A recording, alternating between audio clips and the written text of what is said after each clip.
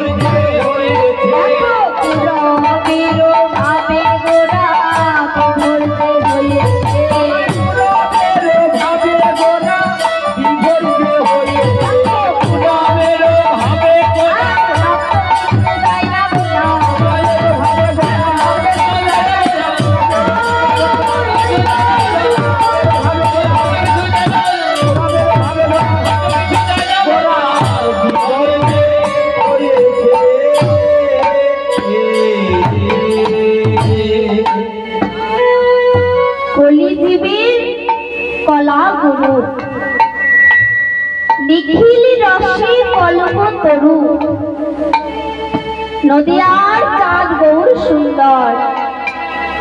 তো গৌর সুন্দরের আমার আজকে পড়াবের ভাবের কথা মনে পড়ে গেছে বাবা।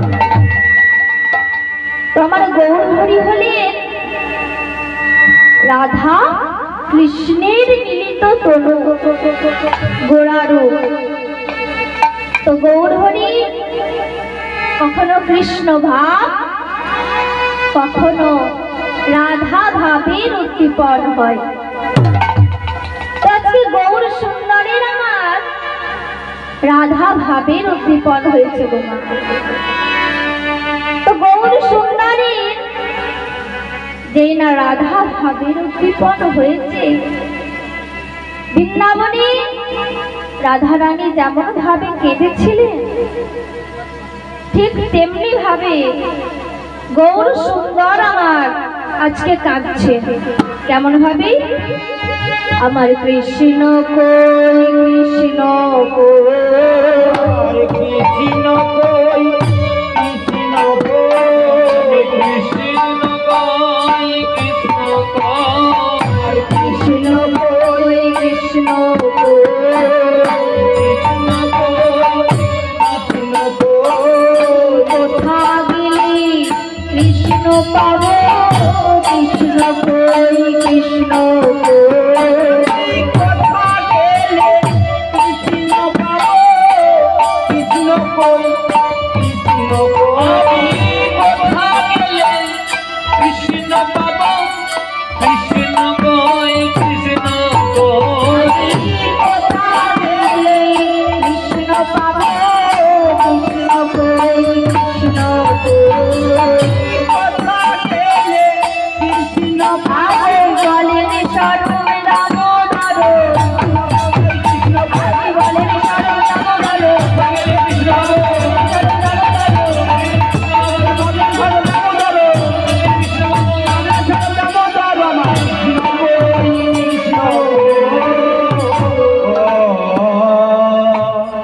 তো গৌর সুন্দর আমার আজকে কৃষ্ণ কই বলে কাঁদছে। তো গৌর হরি আমার রাধা কৃষ্ণের মিলিত তনু গোড়ারূপ, তাই আজকে রাধা ভাবে বিভাবিত হয়ে রাধারানী যেমন ভাবে কেঁদেছিল, গৌর সুন্দর আমার ঠিক তেমনি ভাবেই কাঁদছে গো মা। তো গৌর হরিকে আগে চিনতে হবে বাবা, তা নইলে এ লীলা সাধন হবে না। আমরা নিজের বাবাকে ভজন সাধন না করে যদি অন্যের বাবাকে ভজন সাধন করতে যাই, তাহলে আমাদের যেরূপ দশা হবে। কৃষ্ণ লীলা শ্রবণ করে যদি আগে গৌর লীলা শ্রবণ না করি, গৌর হরিকে না চিনতে পারি, তবে ঠিক একই রকম দশা হবে। তাই গৌর সুন্দর কে আগে আমাদেরকে জানতে হবে। তো গৌর সুন্দর হলে ব্রজেন্দ্র নন্দন সচে সত হইলেন সে ব্রজেন্দ্র নন্দন যে সচে সত হলো যে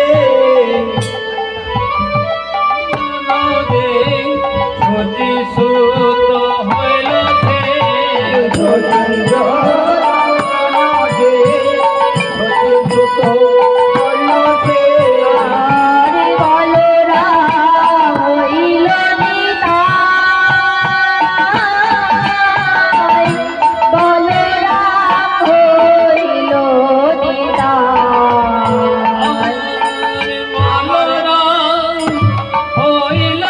নিতাই, বলরাম হইল নিতাই।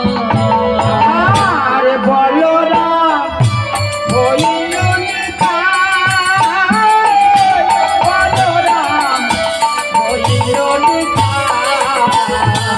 আরে বাপি পাপি রত ছিল একে একে উঠাইল। পাপি তাপি যত ছিল একে একে উঠাইল। পাপি তাপি যত ছিল একে একে উঠাইল। আর তার সাথী জগায় মাধাই, তার সাথী জগায় আর মাধাই। তারে সাথে জগায়ের মাথা, তারে সাথে জগায়ের মাথা। বলি তারাই তো ভাই এসেছে গো, তারাই তো ভাই এসেছে গো, তারাই তো ভাই এসেছে ভাই এসেছে গো তারাই তো ভাই এসেছে গো রোদে যারা কানাই বলাই তারা তো ভাই এসেছে গো রোদে যারা কানাই বলাই তারাই তো ভাই এসেছে গো রোদে যারা কানাই বলাই তারাই তো ভাই এসেছে গো রোদে যারা কানাই বলাই তারাই তো ভাই এসেছে গো রোদে যারা কানাই বলাই তারাই তো ভাই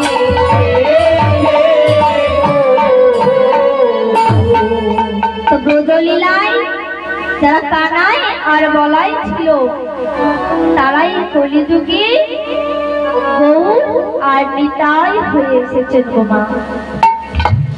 তো দাপর যুগে ভগবান শ্রীকৃষ্ণের তিনটি মনের বাসনা পূর্ণ হয়নি গোমা।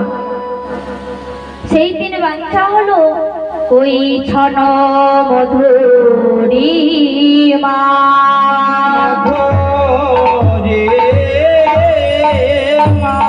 ওই ছন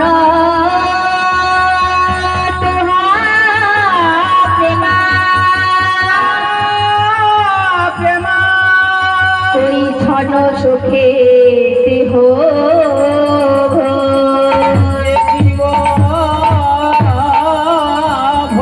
ব্রজে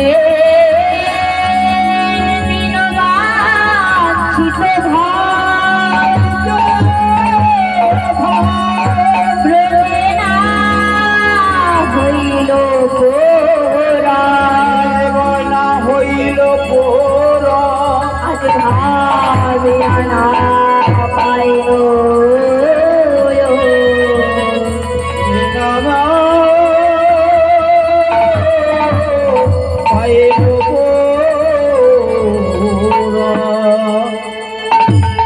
রাধারানীর প্রেমের মহিমা কতটা, এটা গেল 1 নম্বর বাসনা। এটা গৌর হরি আমার বুঝতে পারেননি গোমা। রাধারানী আমাকে কাছে পেয়ে নিজের কোলে পেয়ে কতটা সুখ অনুভব করেছিল সেটাও গৌর হরি বুঝতে পারেননি। আমাকে পেয়ে কেমন ভাবে এত আনন্দ পেয়েছিল, সে জয় হয়েছিল সেটাও বুঝতে পারেননি গৌর হরি। এটা গেল 3 নম্বর বাসনা। তাই 3টি মনের বাসনাকে পূর্ণ করবার জন্য আজকে রাধা কৃষ্ণের মিলিত তনু গোড়ারূপ ধারণ করে এই কলিযুগে এসেছেন গোমা। তাই আজকে কলিযুগে এসে রাধা ভাবে বিভোর হয়ে কি হয়েছে গো, ওগো চারো পানে চাহে গোরা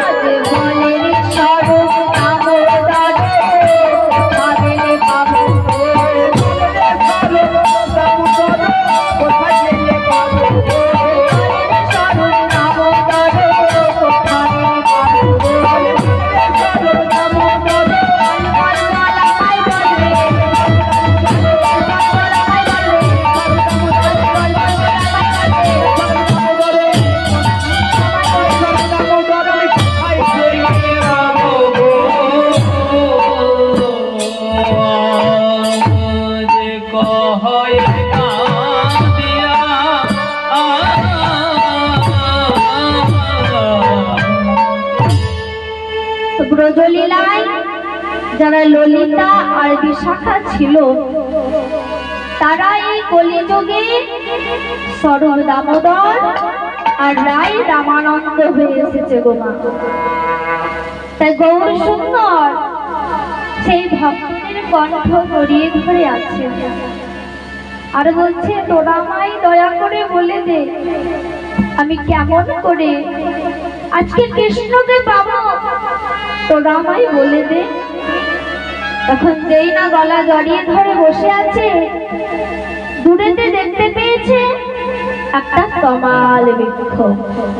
তাই কি করছে গো, দূরেতে তমাল বৃক্ষ নয়নে লীলা, দূরেতে তমাল বৃক্ষ নয়নে হেরিয়া, দূরেতে তমাল বৃক্ষ নয়নে হেরিয়া।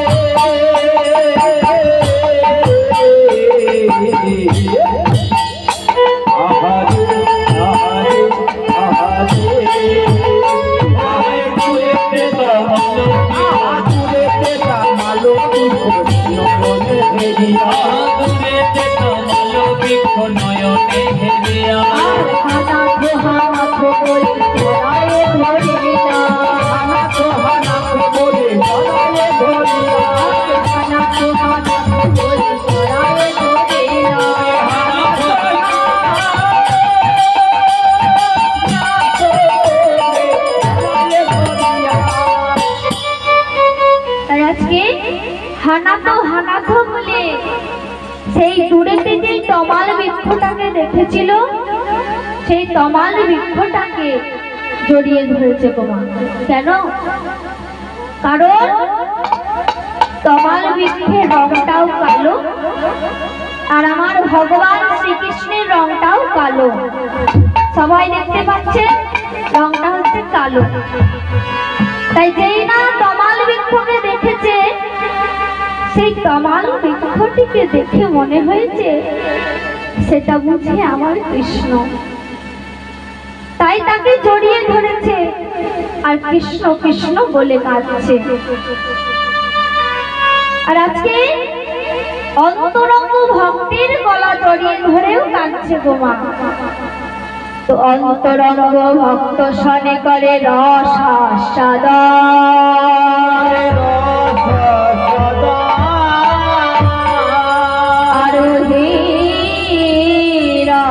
ভক্ত শনে করে নাম সংগীত,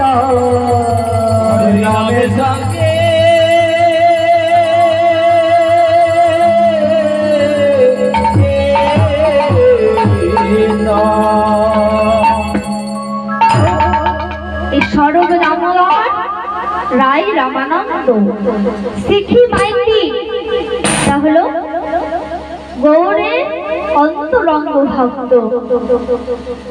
আর বহিরঙ্গ ভক্ত হলে নিতাই অদ্বৈত গদাধর শ্রীনিবাস।